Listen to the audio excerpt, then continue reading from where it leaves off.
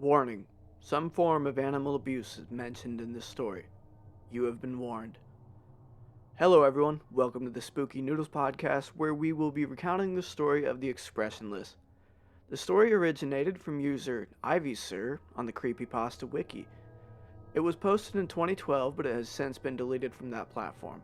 This was one of my favorite pastas as a child. Its short and concise nature really adds to the scare factor for me. The image that frequently accompanies the story really helps with the enigmatic nature of the story. I really encourage you to look at the picture as it is quite chilling. But anyways, let's examine the story of the Expressionless.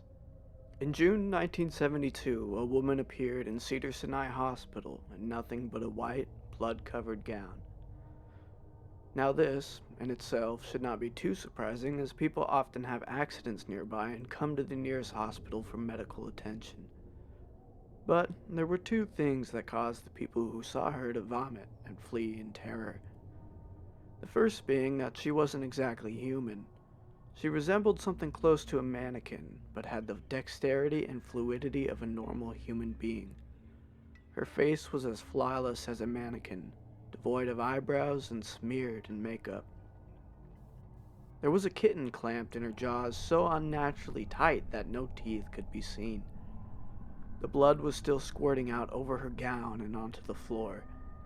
She then pulled it out of her mouth, tossed it aside, and collapsed.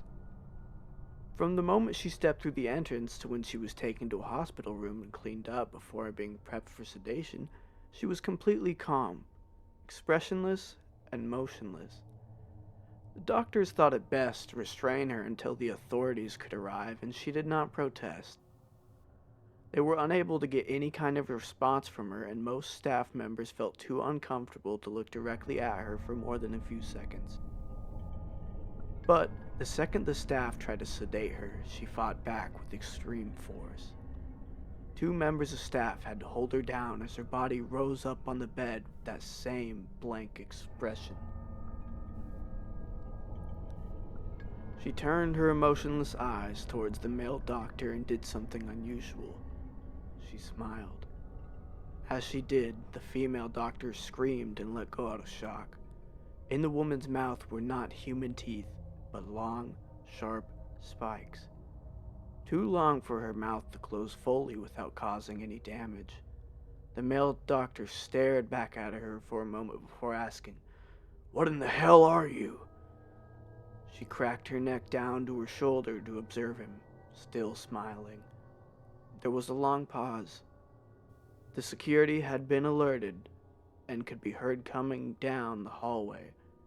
As he heard them approach, she darted forward, sinking her teeth into the front of his throat, ripping out his jugular and letting him fall to the floor, gasping for air as he choked on his own blood.